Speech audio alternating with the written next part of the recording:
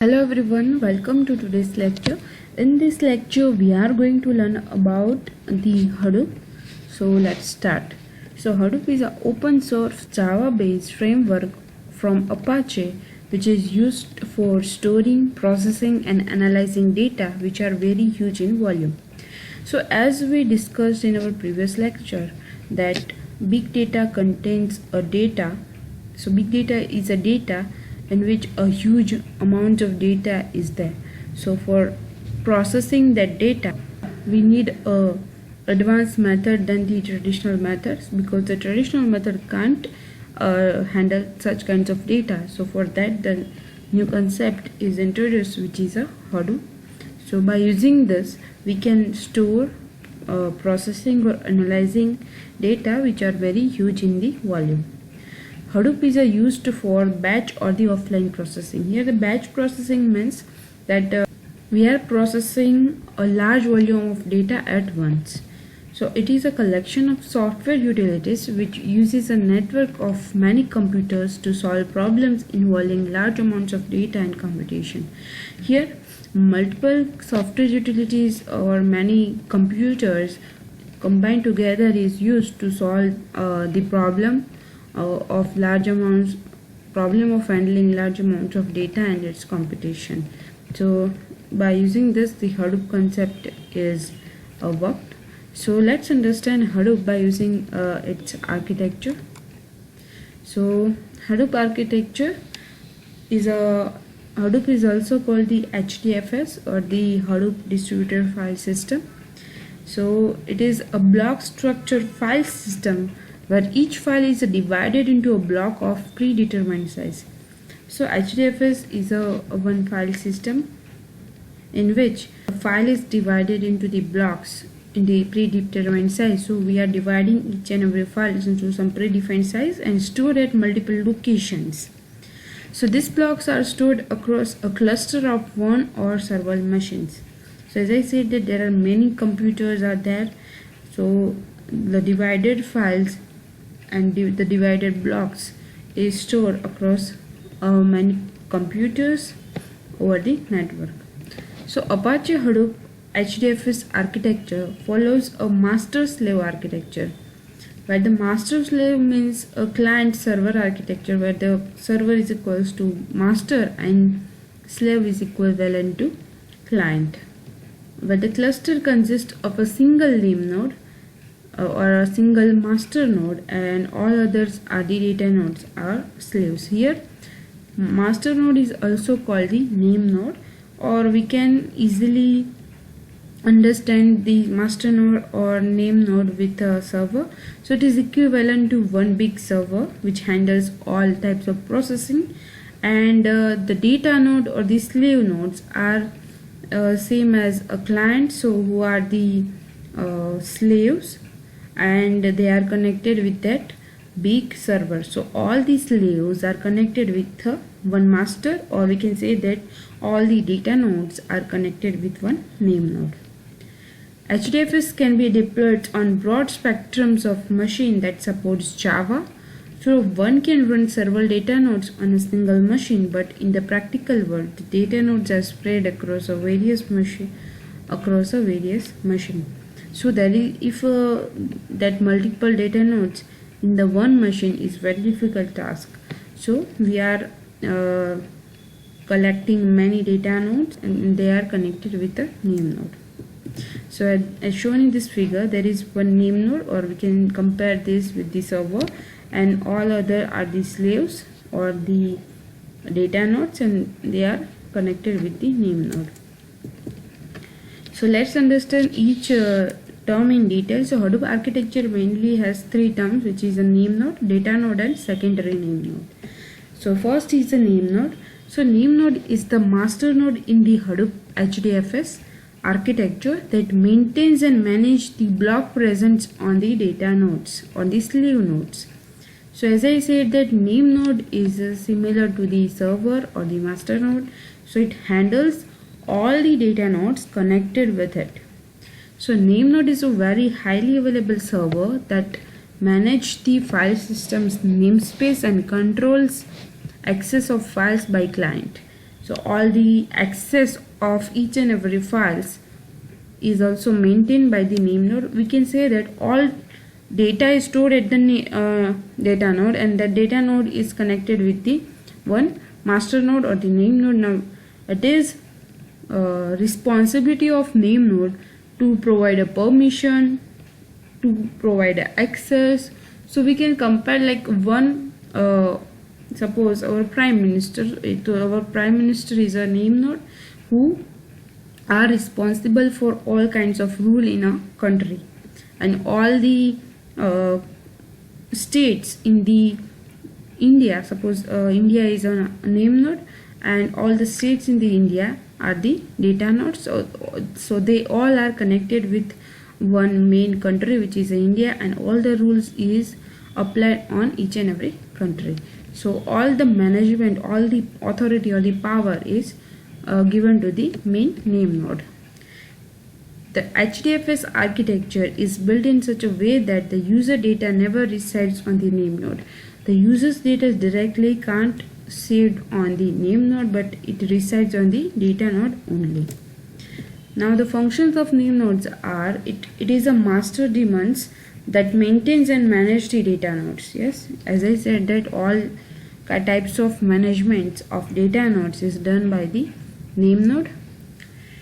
It records the metadata of all the files stored in the cluster, for example the location of block stored, the size of the file, permission, hierarchy.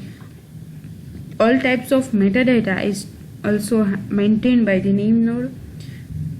It records each changes that take place to the file system metadata.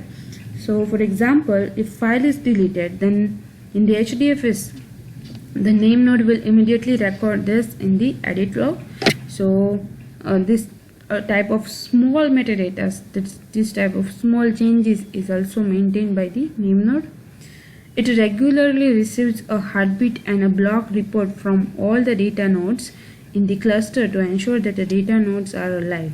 Because there are many data nodes are connected with the name node, so it is mandatory to check that each node is alive or not. So for that some time period is provided, and at suppose the time period is 3 seconds, so at each and every 3 seconds each and every responsibility of data node is to send the report to the name node. So name node make sure that each of the data nodes connected with it are properly working, or all the data nodes are alive. In case of data node failure, the name node chooses a new data node for a new replicas, balance disk uses, and manage the communication traffic to the data nodes. So if one of the data nodes is failed, at that time all the metadata information is already stored at the name node. So it chooses the other choose other new data nodes and replicate each and every information that is resides on the old data node and old data node to the new data nodes. Now the next is a data node. So data nodes are the slave nodes in the HDFS. It is something like a client in the client server architecture. It is like a slave in the master slave architecture. Unlike name node, data node is a commodity hardware that is a non-expensive system which is not of high quality or high availability. The data node is a block server that stores the data in the local file ext3 and ext4. Like ext3 and ext4 is the file system, and data node is a block server, or we can say that it is a non-expensive machine like our computers. Suppose there are computers available in which we are storing our data, and they are connected with the one main name node, so that computers are becoming data nodes in which we are storing the actually data. If I have a big organization and I want to store the data, so at that time I am storing data on the data nodes, not in the name node. So data node stores the data, and the name node is watching each and every data nodes or maintain each and every data nodes. Now the functions of data nodes are: these are slave daemons, or a process which runs on slave machines. The actual data is stored on data nodes. The data nodes performs the low-level read and write requests from the file system. So in the data node, there is a file system, as I said, that ext3 and ext4. So in the file system, data is stored. So the responsibility of data node is to retrieve the data by using read or write functions. They send a heartbeat to name node periodically to report the overall health of the HDFS. By default, this frequency is set to 3 seconds. So at each and every 3 seconds, they have to report to the name node that I am alive and everything is working fine. Now next is the secondary name node. So apart from these two daemons, there is a third daemon or a process called the secondary name node. Now name node is a main server, so the secondary name node is used as a backup. So the secondary name node works concurrently with the primary name node as a helper daemons, and don't be confused about the secondary name node being a backup name node, because it is not. So suppose in case I say that a data node fails, then it took another data node and replicate all the information on that. But if suppose name node is crashed, so at that time there is one secondary name node is parallelly working on that, and each and every log information is stored at that secondary node. So in case suppose name node fails, so all the data nodes connected with that name node is directly redirected to the secondary name node. So this is a such kind of backup node. Now the function of secondary name node is, the secondary name node is one which constantly read all the file systems and the metadata from RAM of the name node and write it to the hard disk of the file system. So name node already maintains the metadata of each and every data node, so that metadata or other information is constantly read by the secondary name node. It is responsible for combining the edits with fs image from the name node. Now what is a edit log and fs image? So fs image means it contains the complete state of the file system namespace since starts of the name node. When the name node initializes from that to the current situation, each and every information, or we can say that each and every state information is stored at the fs image. And edit log means it contains all the recent modification made to the file system with respect to the most recent fs image.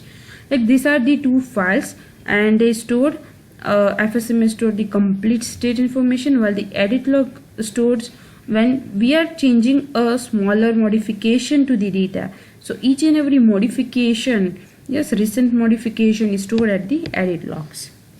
It downloads the edit logs from the name node at regular intervals and apply to the fs image, because fs image is a complete state information. So at each and every interval, the edit log is downloaded from the name node, and the information that is stored, so that we find that some modification is happened, so the state is changed. So based on that file, the fs image is updated. So the time interval is also defined here. So suppose like 30 minutes. So at each and every 30 minutes, the edit log is downloaded. We capture the state information from that and update into the fs image. So the new fs image is copied back to the name node, and which is used whenever the name node is started next time. Hence secondary name node performs a regular checkpoints in the HDFS, therefore it is also called the checkpoint node. So that is all about the Hadoop architecture, and this is a complete architecture of HDFS, where the main node is a name node. It maintains a metadata, and the other are the data nodes, and with the data nodes the client is connected. So suppose client want to write or add some information, then it updated on the data nodes. Suppose client wants to read, then it is also connected with the data node, so it can be done here. We can't directly use the name node for storing or reading the information. So this is the architecture of Hadoop, and the main thing is a data node, and the main thing is name node, data node, and secondary name node. So that's it. Thank you so much for listening.